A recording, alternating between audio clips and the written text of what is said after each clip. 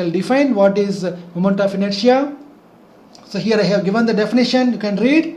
So moment of inertia of a rigid body about an axis. Okay, this word is very, very important. So without this word it is meaningless. Okay, moment of inertia means moment of inertia of a rigid body about an axis. Okay, about an axis is defined as I is equal to summation mi ri square, and ri is the perpendicular distance of the ith point of the body from the axis, that is the axis of rotation, and mi is the mass of the ith particle. Okay, and this moment of inertia is also known as rotational inertia. Okay, it is also known as rotational inertia. Fine. And SI unit is given as kilogram meter square, and the dimensions are ml square. Okay, ml square. M is for the mass, L is for the length. Okay, fine. Now let us consider a thin ring of radius r and mass m rotating in its own plane around its center with angular velocity omega. Okay, so calculate the moment of inertia of the ring about the axis passing through its center. Now we are going to calculate the moment of inertia of a ring about the axis passing through the center. Okay, listen. So I have a ring. Okay, so it is a ring, and it is the axis of rotation. Okay, so what is given? Moment of inertia of the ring about axis passing through its center. This is the center. Okay, approximately it is the center. And what is the dimension? Is r. M is the mass. Okay, m is the mass. So we know that kinetic energy is equal to half into I into omega square. Remember this, kinetic energy of rotating body. Okay, fine. So for this case, what is given? M is given, or the radius is given. Fine. Now let us calculate the kinetic energy of motion, which is equal to half into I into omega square. Okay, half into I into omega square. By definition, what is I? I is equal to summation mi ri square. Okay, so here you can write half into, instead of sigma mi ri square, you can write the total mass m and the distance r square of this ring. Okay, mass of the ring and radius of the ring, mr square into omega square. Okay, if you compare these two equations, okay, if you compare these two equations, you can get I is equal to mr square. I is equal to mr square. This is the moment of inertia of the ring about an axis passing through its center. Okay, so this is the moment of inertia of the ring about an axis passing through its center. Fine. And let us take another example. Here you can see, where is it? Just a minute.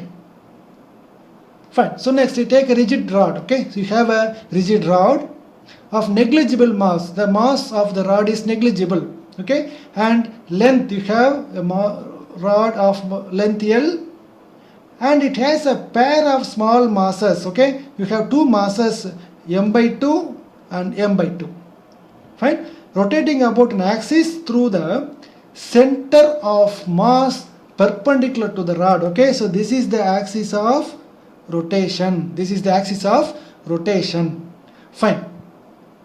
Each mass m by 2 is at a distance of L by 2. So this is the description. Okay, so you have a rod of length L. Okay, and you are going to calculate moment of inertia I about which axis? About an axis passing through the center of mass. Okay, center of mass perpendicular to the rod. Okay, perpendicular to the rod, and you are given mass.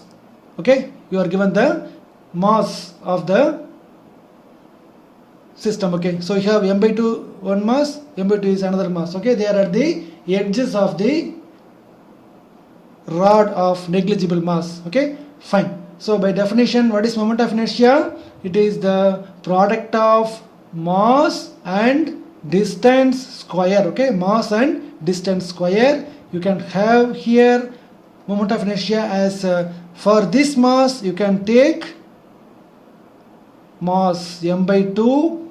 What is the distance of this mass from the axis of rotation? It is L by 2. Total length is L. This length is L by 2. Okay, L by 2 square. Plus you have another mass. Okay, you have another mass. Again you have to multiply mass of the second element into distance square, that is L by 2 square. Okay, so this is the definition. Okay, this is general definition of moment of inertia, mass into distance square. We have seen I is equal to 1 to n. Okay, mi ri square. This is nothing but the total mass and the distance. Okay, so it is nothing new that I is equal to md square. Okay, this is mass and distance square. Okay, so that is this equation is for an element. Okay, a small element, and it is sum is over the elements in a rigid body. Okay, so by definition moment of inertia is mass into distance square. If you simplify this, what will you get?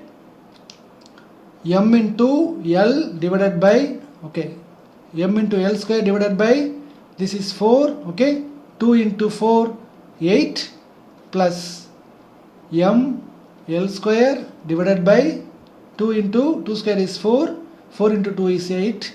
Therefore we will have 2m L square divided by 8 is equal to ml square by 4. Okay, so this is the moment of inertia of this arrangement. Okay, mi is equal to ml square by 4 is the moment of inertia. Okay, about an axis through the center of mass perpendicular to the rod. So when there are two masses of magnitude m by 2 and m by 2, they are at the edges of a thin rod of negligible mass. Okay, you are calculating the moment of inertia. Okay, let us see the understanding from this lesson. Okay, we see that the moment of inertia about a given axis of rotation, it resists a change in its rotational motion. Okay, at the beginning of the lesson, what did we see? The mass resists a change in linear motion. Okay, in linear, when you consider the linear motion, the mass of the body resists a change in its linear motion. Here moment of inertia about a given axis of rotation resists a change in rotational motion. Okay, it can be regarded as a measure of rotational inertia of the body. Okay, it is the measure of rotational inertia of the body, whereas mass is the measure of inertia of a body. Okay, so mass is a measure of inertia of the body in linear motion. Fine.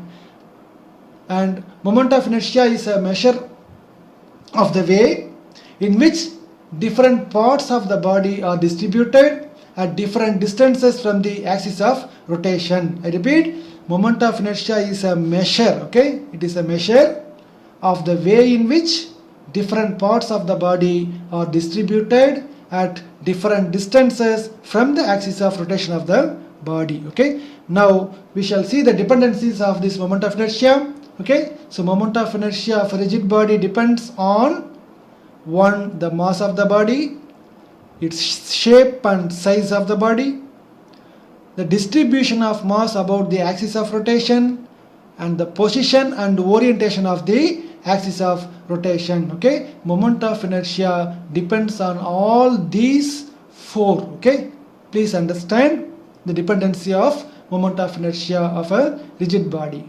Okay, fine. So here I have given a table you can go through.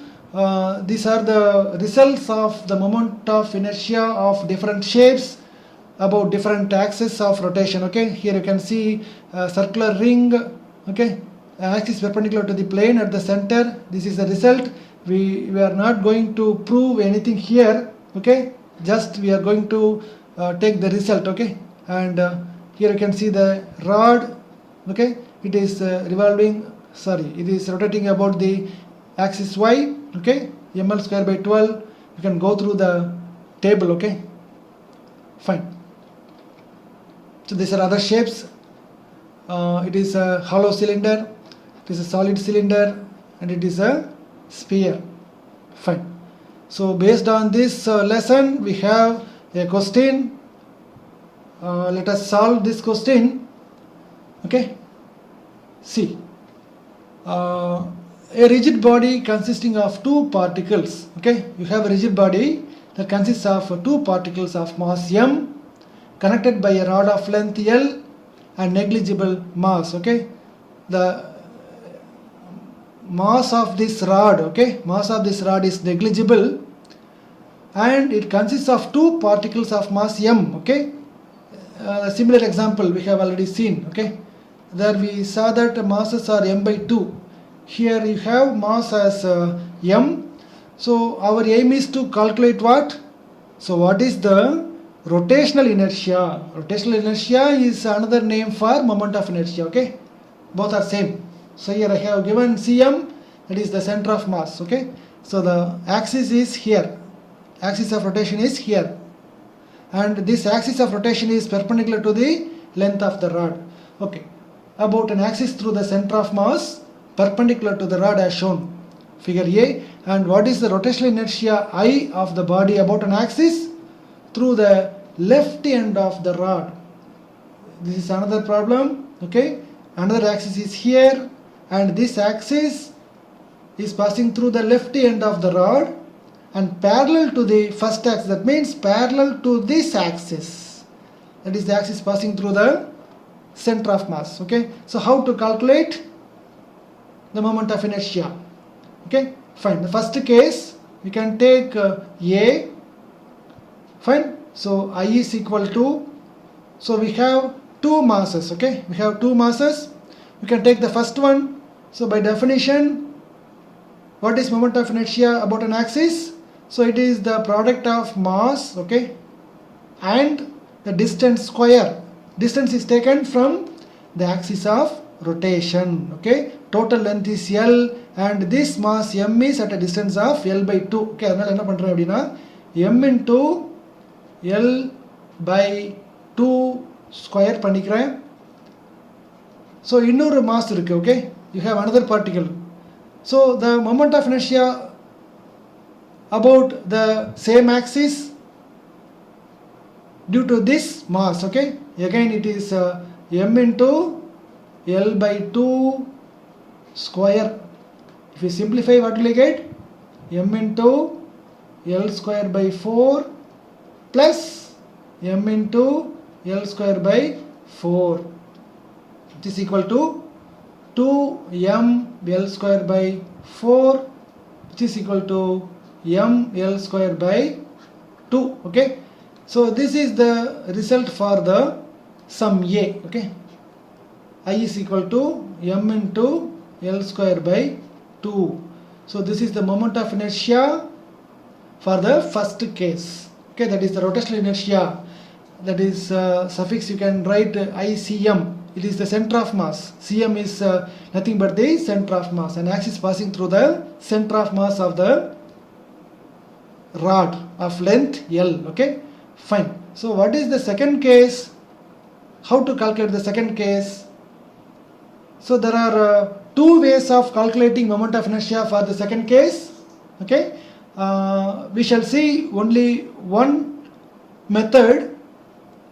Okay, and I will tell you the another method in the next regular class. Fine. So here I, by definition, I is equal to summation mi ri square, that is mass into distance square, nothing but mass into distance square. I is equal to mass into distance square. You can take the first particle here. Okay, you have to mention the mass of the particle and distance square. What is the distance? How do we measure the distance? distance from the axis of rotation. So where is the mass? The mass is lying on the axis of rotation. Okay, at the initial stage I told that the mass or the particles which are on the axis of rotation, they don't move. Okay, fine. Therefore the distance is taken to be 0. It should be 0 because the distance of this mass, okay, I take another color, distance of this mass from the axis of, this is the axis of rotation, okay, it is 0. Fine. If it is 0, then you have m into 0 plus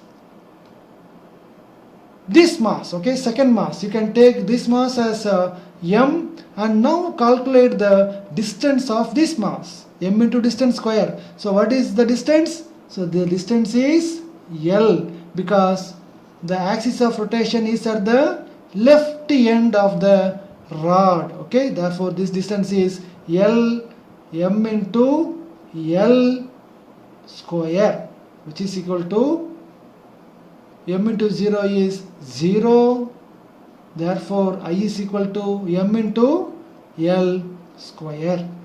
So this is the moment of inertia, required moment of inertia about an axis, okay, about an axis through the left end of the rod, and which is parallel to the axis that is passing through the center of mass. Okay, and there is another method to calculate this moment of inertia, namely the parallel axis theorem. Okay, so we will see that in the regular class. Okay, so with this I shall stop the discussion. I hope you understand something about the rotational motion, particularly the moment of inertia. Okay, so this is just a sample lesson. Okay, you go through your textbook. So we will provide you the necessary contents when we have this lesson as per the schedule.